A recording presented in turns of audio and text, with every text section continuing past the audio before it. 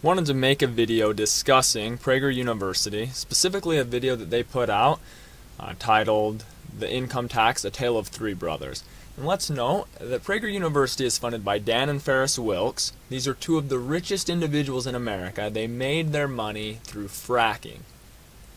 These videos, as well as other think tanks, are excellent examples of class conflict, in which some of the richest individuals in America, oftentimes billionaires, they try to convince the masses of certain ideas.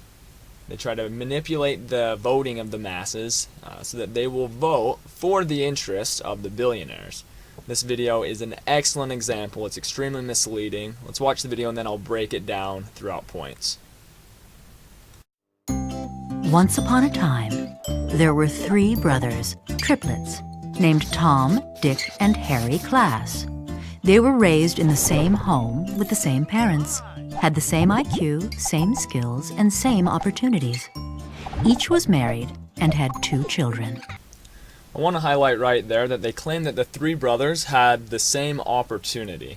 They go on to basically argue that the brothers represent Americans today.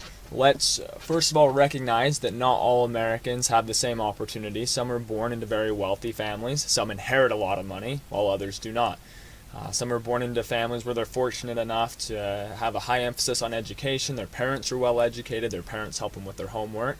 Others are not. So keep those things in mind as we continue to watch this video. They were all carpenters making $25 per hour. While they were very similar in all these respects, they had different priorities. For example, Tom chose to work 20 hours per week, while his brother Dick worked 40 hours, and Harry 60. It should also be noted that Harry's wife worked full-time as an office manager for a salary of $50,000. Dick's wife sold real estate part-time 10 hours a week and made $25,000 per year. Tom's wife did not work. Tom and Dick spent all of their family income. Since they paid into Social Security, they figured they didn't need to save for retirement. Harry and his wife, on the other hand, had, over many years, put away money each month and invested it in stocks and bonds. Here's how it worked out. Tom. Keep in mind with that video that there are very poor people in the U.S. who work 60-hour weeks. It kind of alludes to this idea that a lot of poor people only work 20 hours a week. They just want to have a good time, blow a lot of their money, when in reality there are very poor people who are constantly working. They might work multiple jobs because they don't get insurance in one of their jobs. So keep that in mind in how that video can be misleading. Tom made $25,000 a year. Dick and his wife made $75,000. And Harry and his wife, $150,000. When a new housing development opened up in their community, the brothers decided to buy equally priced homes on the same private street. One day, the brothers decided to pool their funds for the purpose of improving their street.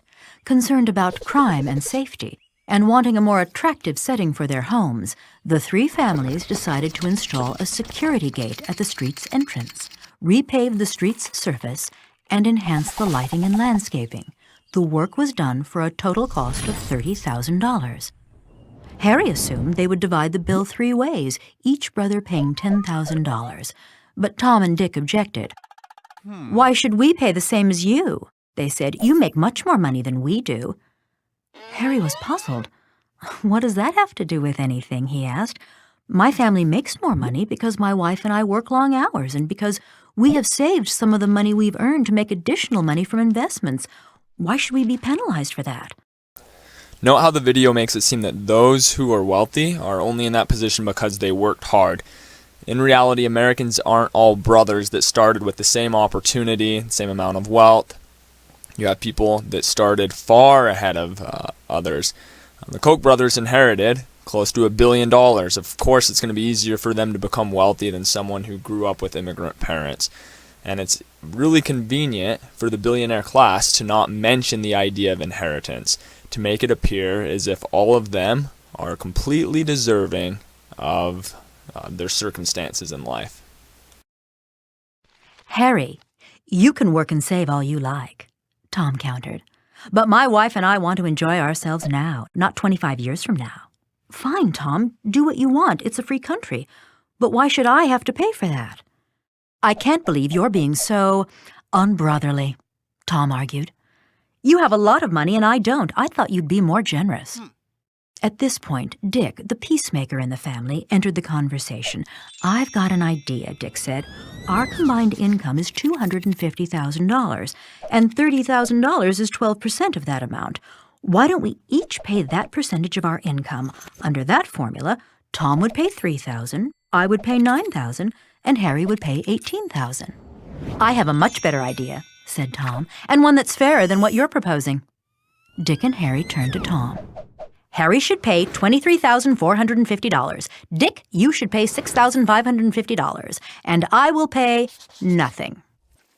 To Dick, this sounded completely arbitrary and not really fair, but it did have one big plus. His share would be $2,450 less under Tom's formula than under his own. So, he decided to be silent. Harry, however, was stunned. You want me to pay almost 80% of the bill despite the fact that each of us is receiving the exact same benefits? Where did you get such a crazy idea?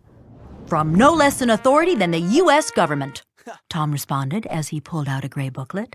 It's all right here in the IRS tax tables. This is the progressive income tax system all U.S. taxpayers live under, and I don't see why we should be any different. In fact, I believe all future improvements should be paid in this way. Works for me, said Dick. So, by a vote of 2-1, the cost of the street improvements was divided as Tom had proposed, even though they benefited equally, and even though the reason Harry had more money was that he and his wife had worked many more hours than his brothers and their wives, and had saved some of what they had earned, instead of spending it all. Tom and Dick lived happily ever after with their new arrangement. Harry grumbled a lot, but whenever he complained, his brothers called him greedy and selfish. The end.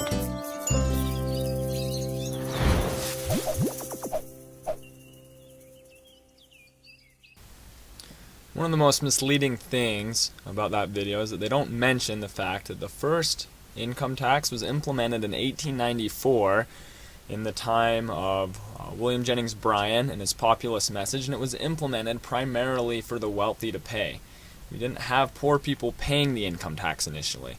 You need to understand that poor people pay other kinds of taxes. They pay sales tax, they still pay property tax, and so for this video to make it seem like all of the burden is on wealthy people, it's just not accurate.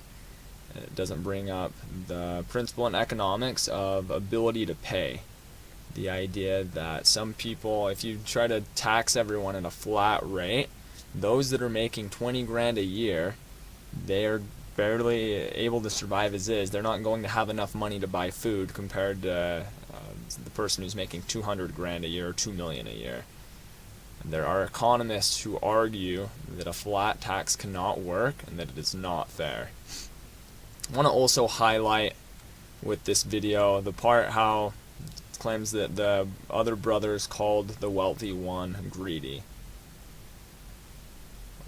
People call the wealthy greedy in this day and age in large part because they've sent jobs overseas, the middle class is shrinking, the wages are shrinking, and the wealthiest people are going after Social Security. They're going after Medicare, Medicaid, programs that poor people depend on to survive and to get by. So this idea that wealthy people are being called greedy just because they work harder and are trying to be careful with their money, that's a myth.